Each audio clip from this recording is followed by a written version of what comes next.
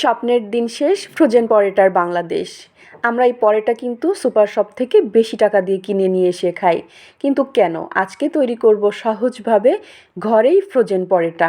এর জন্য আমি এখানে একটা বলের মধ্যে নিয়েছি 1 কেজি ময়দা।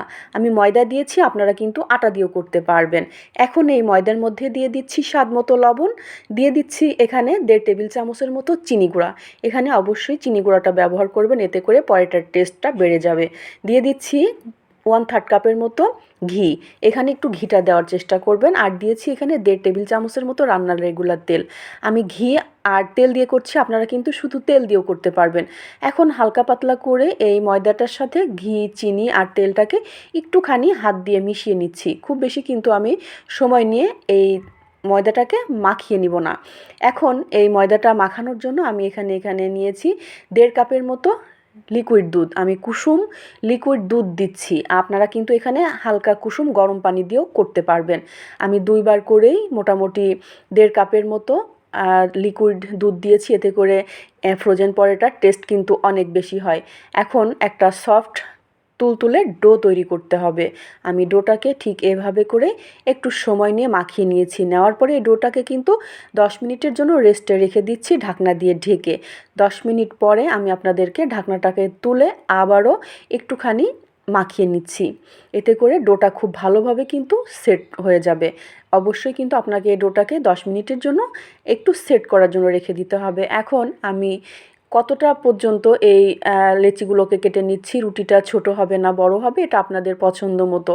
আমি মোটামুটি এখানে 1 কেজি ময়দায় 18টা লেচি কেটে নিয়েছি। এখন একটা বোর্ড নিয়েছি। বোর্ডের মধ্যে কিন্তু আমি কোনো রকম ময়দা ব্যবহার করব না। সামান্য পরিমাণ ঘি দিয়ে এই রুটিটাকে আমি একটু পাতলা সাইজ করে বেলে নিব। আর আজকের এই পরোটা আমি আপনাদের সাথে শেয়ার করেছি। আসলে সময়টা অনেক কম, বেলা ছোট হয়ে গিয়েছে। হঠাৎ করে আমরা অনেক সময় কাজে বের হয়ে যাই। এর জন্য তাড়াতাড়ি করে আমরা বাসায় ফ্রোজেন পরোটা তৈরি করা থাকলে আমরা খুব সহজে বাসায় নাস্তাটা করতে পারি। চুলায় একটা প্যান বসিয়ে নিয়েছি, তার মধ্যে আমি কোনো রকম তেল ব্যবহার করব না।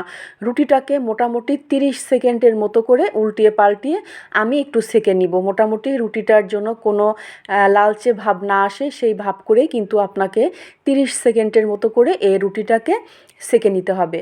রুটিটার মধ্যে কোনো রকম যেন কোনো লালচে ভাব না আসে, ঠিক এইভাবে করে আমি প্রত্যেকটা রুটিকে ভেজে তুলে নিচ্ছি। আমি আগে থেকে কিছুটা রুটি হালকা পাতলা করে সেঁকে নিয়েছি। নেওয়ার পরে আমি আরও একটা রুটি আপনাদের সাথে ঠিক এইভাবে করেই সেঁকে দেখিয়ে দিচ্ছি। আর এই রুটিগুলো কিন্তু অবশ্যই আপনাকে হালকা পাতলা করে সেঁকতে হবে। যাই হোক, সমস্ত রুটিগুলোকে আমি বানিয়ে এখন এই রুটিগুলোকে কিন্তু অবশ্যই ঠান্ডা করে নিতে হবে। রুটিটা আমি ঠান্ডা করে নিয়েছি। নেওয়ার পরে এখন একটা পলিতে করে এই রুটিগুলোকে খুব ভালোভাবে আমি সেট করে নিচ্ছি। খুব ভালোভাবে কিন্তু আমি এই পলি দিয়ে পেঁচিয়ে নিচ্ছি রুটিগুলোকে। নেওয়ার পরে এই রুটিগুলো প্রায় 6 থেকে 7 ঘন্টার জন্য আমি ডিপ ফ্রিজে রেখে দিচ্ছি। ডিপ ফ্রিজ থেকে আমি 6 থেকে 7 ঘন্টা পরে ফিরে আপনাদেরকে আজকে টেস্টি ফ্রোজেন পরোটাটা শেয়ার করব। যাই হোক, আমি 6 থেকে 7 ঘন্টা পর্যন্ত এই পরোটাটাকে আমি বের করে নিয়ে এসেছি। নেওয়ার পর আপনাদের সাথে আমি আপনাদের শেয়ার করব। যাই হোক, এই রুটিটাকে একটুখানি গোতা দিলেই এই রুটিগুলোকে মোটামুটি আলগা করে নেওয়া যাবে। এইভাবে করে আমি প্রত্যেকটা রুটিগুলোকে আলগা করে নিয়ে আমি এইভাবে রুটিগুলোকে মাঝে মাঝে বানিয়ে রেখে দিই।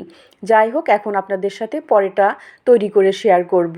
এখন চুলায় আবারও একটা প্যান বসিয়েছি। বসানোর পরে চুলার আঁচটা মিডিয়াম করে রেখে রুটিগুলোকে সেঁকে নিব। যেহেতু আমি পরোটা তৈরি করব, আগেই আমি রুটিগুলোকে হালকা পাতলা করে একটু সেঁকে নিচ্ছি। নেওয়ার পরে আমি এখানে যেহেতু ঘি দিয়ে আজকের এই পরোটাটা ভাজবো, আপনারা কিন্তু এখানে রান্নার রেগুলার তেল দিয়েও আজকের এই দারুণ স্বাদের টেস্টি পরোটাটা তৈরি করতে পারবেন। একটু সময় নিয়ে একটু হাত দিয়ে চেপে যাতে রুটিগুলোকে খুব ভালোভাবে ফুলে যায়, সেইভাবে করে রুটিগুলোকে সেঁকে নিতে হবে। আজকের এই ফ্রোজেন পরোটা কিন্তু বানাতে খুবই সহজ আর খেতে কিন্তু দারুণ টেস্টি। আমাদের হাতে কিছু সময় থাকে না, এর জন্য আমরা এভাবে ফ্রোজেন পরোটা তৈরি করে রাখি। যাই হোক, আমি আবারও একটা ফ্রোজেন পরোটা আপনাদের সাথে তৈরি করে দেখিয়ে দিচ্ছি।